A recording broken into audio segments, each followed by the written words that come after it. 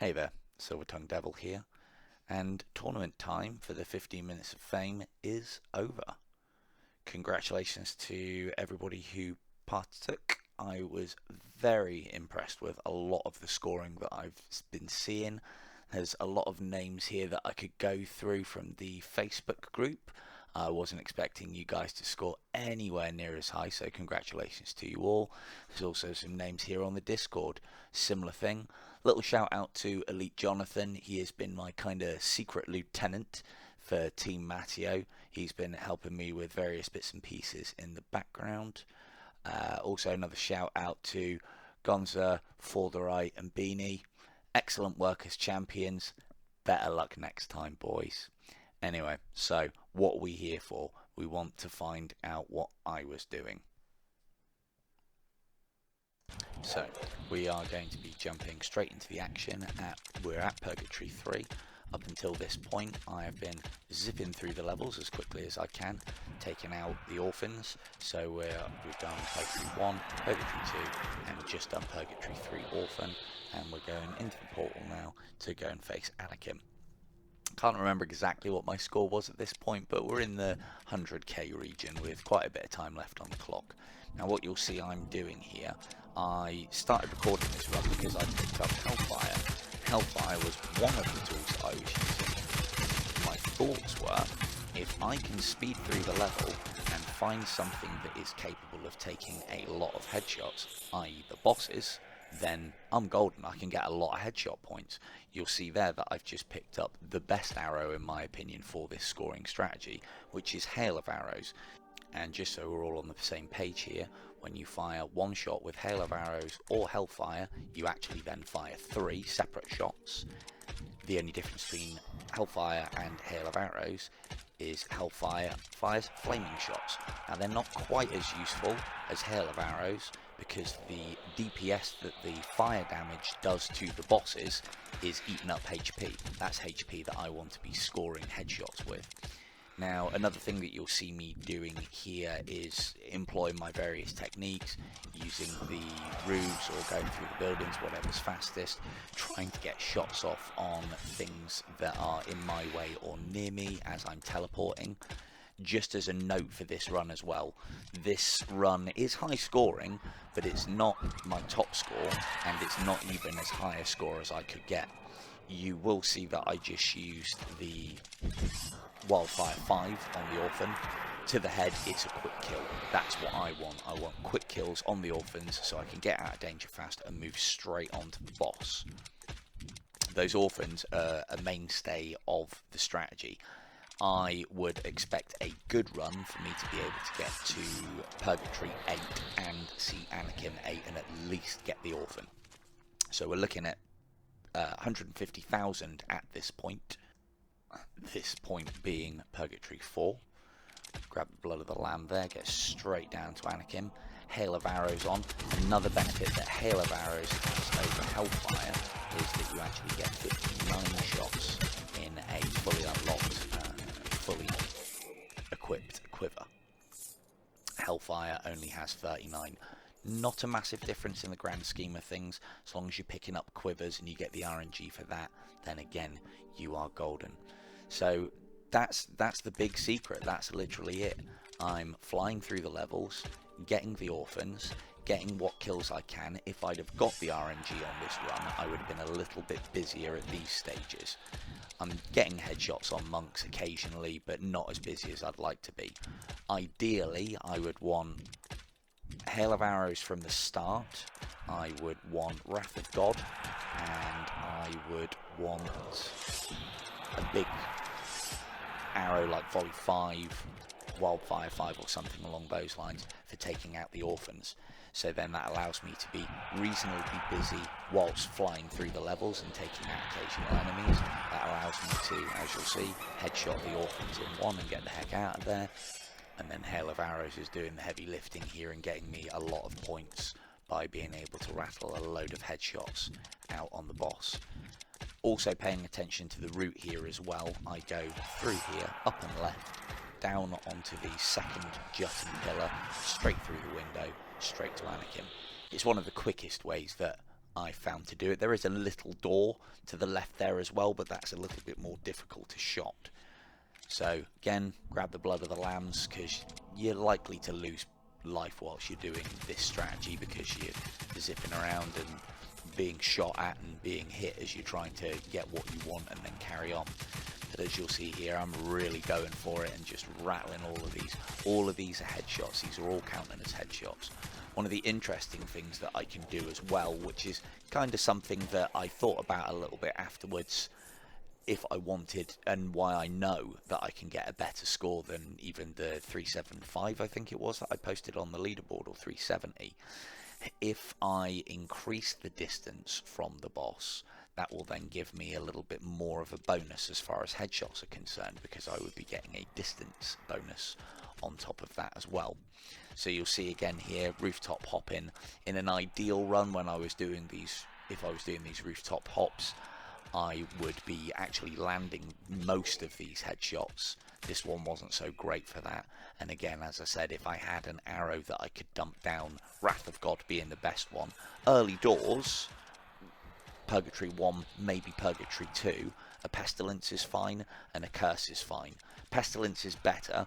Curse will maybe get a couple of enemies, but if you are moving at the speed that I'm going at, unfortunately, neither of those arrows have really got time to work. Pestilence does come into its own a little bit on the first couple of levels, because you can dump one in the room just before you go down the stairs into Anakin's portal, and it'll take out, if you give it a couple of seconds before you go through the portal, it will take everything out in the room. It's worth a few hundred, maybe a couple of thousand points. Kind of worthwhile doing, but not worth wasting more than a couple of seconds on. So in we go again. Health pool for the boss will be increased again, as we know, so that means we can just dump a load more headshots. Again, in an ideal run, which I've had, I mean, I had a good run, and that's how I got the 375. In an ideal run, every single time I kill a boss, I would see a quiver. That basically then means that I've constantly got at least some of the tools, mainly restocking Hail of Arrows. I would have the tools for being able to score stupidly high from the boss. Each time I'm doing this as well, it's getting more and more points out of the bosses, because there's more headshots available, because there's more health for the bosses. I think, I didn't work it out, but I think I was getting, on the early stages, I think it was 10, then 15, then 20, then 30, then 40, and then 50k for out of some of those bosses as far as headshots are concerned. Towards the end, it was definitely in the 40-50k. This is something that I advised against going into shops. Now, I've gone into the shop because I didn't get exactly what I wanted from the boss. So again, if I hadn't have gone in here and restocked with a quiver, it would have bought me some extra seconds, which would have then allowed me to get a little bit further. I reckon if I was really pushing this, I should be able to at least get the orphan at Purgatory 9, and I should be able to see and dump shots into Anakin 9, but that would be then going some. This would have been a really good run had I have known that Hail of Arrows was just going to be sat there on the platform, because that's literally the reason why I went in the shop to get the quiver, to restock Hail of Arrows, to make sure I had plenty to jam into Anakin. But there you go. They say hindsight is 20/20. A little bit of a teleport grab there on the Blood of the Lamb. I wanted to get into the habit of checking the bow, but it's more messing about. It's quicker and easier, I found, to just try and grab those things. If you get them, you get them. If you don't, then that's because you don't need them. So again, straight down. This is the little doorway that I was talking about. It's a little bit more riskier route. All of these seconds that you're taking up whilst you're travelling, there's a lot that can go wrong trying to go through that small door, let me tell you. So here we go again with Anakin, same technique. You'll notice that I start straight forward or off to the left, and then as he staggers, I move to the left so I can continue getting the headshots. I found that I had to do that, otherwise his arm that he brings up to his head gets in the way and stops you getting headshots. All the time that I'm getting all of those headshots, it's earning me marksman bonus, it's getting me the points for a headshot, It's also earning me gold, which goes towards your tithe score.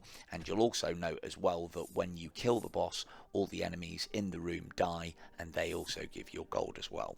So now we're on Purgatory 8. We haven't got a lot of time. We've just about got enough time because we've been dillying and dallying in things like shops and messing around, probably picking up things that I didn't need. So again, this is one of those runs where I wasn't going for it as much as I could have been. I still think I could have broke 400k using this technique. So across the roofs, literally I think at this point I've probably got about 20-30 seconds left. So I'm going as fast as I can. Again, little things like missing those long teleport arrows means you have to fire another one. Again, another waste of time. Clocking on now. I know the orphans up here because I can hear it, and I know this is one of the places it spawns. Drop straight down next to it, wang it full of bolts, and it's done. And then the timer goes off as well. Interesting thing, whilst that timer's going off, you can't move, but you could still teleport move, and you could still get a last few shots off. If I'd had the presence of mind to do that, I could have done that and upped my score a little bit there. So there you go. That was the big secret. I don't think I was working as hard as the other champions. I mean, don't get me wrong, it's not easy to speed through and be efficient, and you do have to rest on RNG a little bit. But you'll see there, very little kills in the ways of enemies. If I'd have had something like Wrath of God, I probably could have put a good few K onto that score easily. And as just a final note from me on this, there was a little bit of gamesmanship involved. Now, as you can see, if I'd have put a lot more runs in and got that RNG, I'm quite sure I could have got 400k plus. The reason why I was quite happy to stay where I was score-wise is because I figured I had enough of a gap, and I didn't want to rattle the other champions, because I know that they're very good players. Not just the champions, but there's also other people out there that are very good players. If I start posting huge scores that through the normal ways of playing this game, everybody thinks that they cannot reach that, to me that would suggest, if it was me and it was roles reversed, that there is a rub to it, that there's a secret. And I didn't want anybody else looking for said secret, which is why I tried to keep my scores in the realms of the possibilities of what scores were doing. But hey, believe me or not on that last bit, it doesn't really matter. I am silver-tongued. If you can work smart, why work hard? And as you can see, whilst I've been yammering on about all of that, we can look at the final results. And even though all of that happened, we still came last as a team. But never mind, it was great effort on everybody's part. Well done all.